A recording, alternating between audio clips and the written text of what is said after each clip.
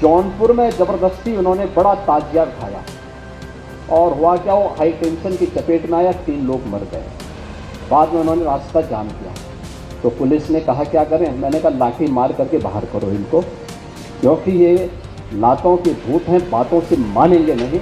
जब हमने कहा था कि हाई टेंशन तार की चपेट में आ सकते हो, इससे ऊंचा मत करना, अपने इन्होंने किया है, आप कार्रवाई कर दो इनके खिलाफ। आप देख रहे होंगे इन सबके इन कारनामों को, इनके वे कारनामे जो फेक अकाउंट बनाते हैं सोशल मीडिया में और फिर उसके बाद जातीय संघर्ष की स्थिति को पैदा करते हैं, एक जाति को दूसरी जाति से लड़ाने का काम करते हैं। ये वही लोग हैं।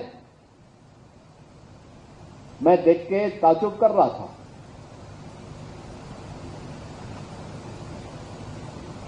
अभी 3 वर्ष पहले की एक घटना है,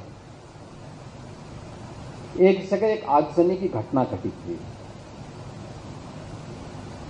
तो मैंने कहा यार देखो, ये आगजनी की घटना दिखाती है, इसकी प्रकृति दिखाती है कि इस समुदाय ने नहीं किया होगा, पुलिस वहां कार्रवाई करे। मैंने कहा देखो कार्रवाई थोड़ा रोको, देखो मैं बताता हूं अभी। मैंने कहा उसके पूरे वीडियो फुटेज निकालो। तो आप आश्चर्य करेंगे कि आगजनी करने वाला एक व्यक्ति, वह केसरिया गमछा बांधा हुआ है, लेकिन आगजनी करते समय अचानक उसका गमछा निकला, आगजनी करते करते उसके मुंह से निकल पड़ा या अल्लाह।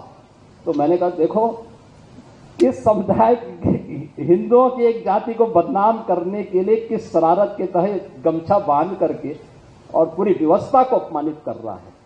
ये चीजें दिखाती है कौन लोग हैं जो फेक अकाउंट बना करके जातीय संघर्ष की स्थिति को पैदा करना चाहते हैं और उन तत्वों को, छुपे हुए उन दुश्मनों को जो समाज की शांति को भंग करना चाहते हैं, अगर हम उन्हें चिन्हित करके समय रहते हुए उनका वॉकआउट कर सकें तो समाज की एकता में बाधक ऐसे तत्वों को भी बेनकाब किया जा सकता है, राष्ट्रीय एकता को भी और सुदृढ़ हम बनाने में मदद कर सकते हैं। और मुझे लगता है ये आज की सबसे बड़ी आवश्यकता होगी, क्योंकि जब भी भारतीय समुदाय इन कार्यक्रमों के साथ जुड़ता है, आप देखते होंगे एक तबका, हमने एक नियम बनाया, वर्तमान में इस सावन का महीना है, सावन के महीने के ठीक पहले, इसके ठीक पहले मुहर्रम का आयोजन हुआ। हमने एक व्यवस्था बना दी कि भाई देखो, आप ताजिया की हाइट इससे ज्यादा मत करना, इससे ज्यादा करेंगे तो देखिए फिर आप मांग करेंगे कि पेड़ की टहनी काटो, किसी के घर के छज्जे को काटो, कहीं हाई टेंशन के तार को हटाओ।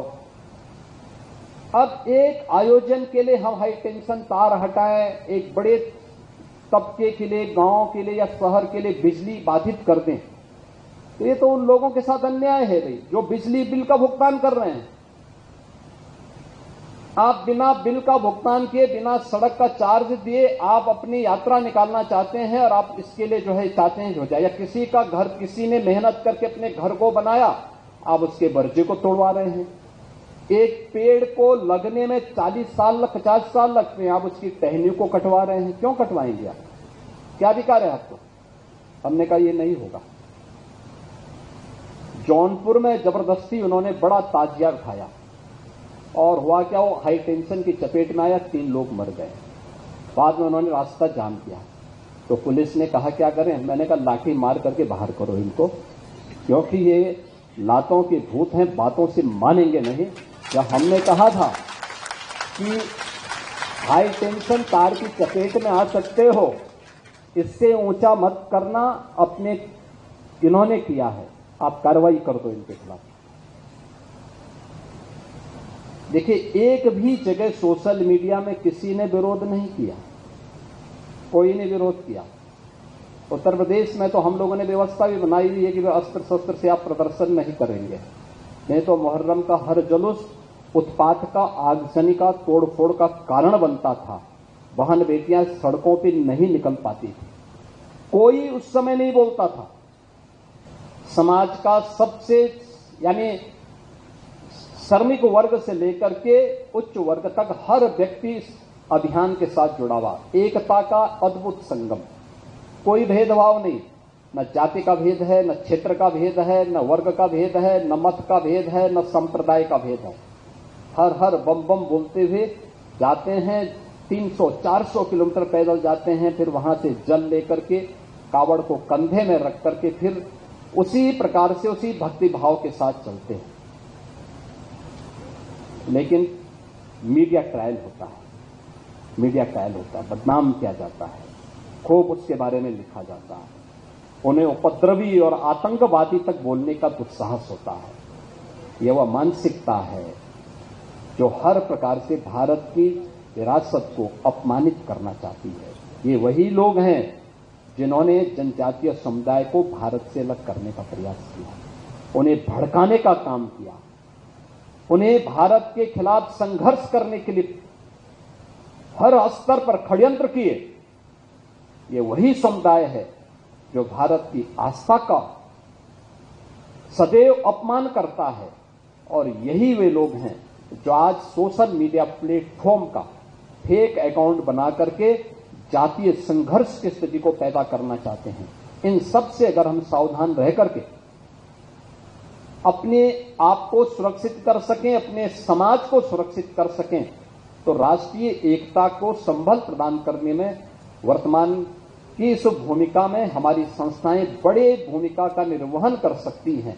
भगवान बिरसा की जो विरासत है, ये हमें राष्ट्रीय एकता के उन्हीं चुनौतियों से जूझने के लिए एक नई प्रेरणा प्रदान कर रहा है, और उस प्रेरणा से हम कुछ सबक सीख सकें। उन्होंने ब्रिटिशर के खिलाफ और वहां की जिम्मेदारी शोषण के खिलाफ आंदोलन किया था।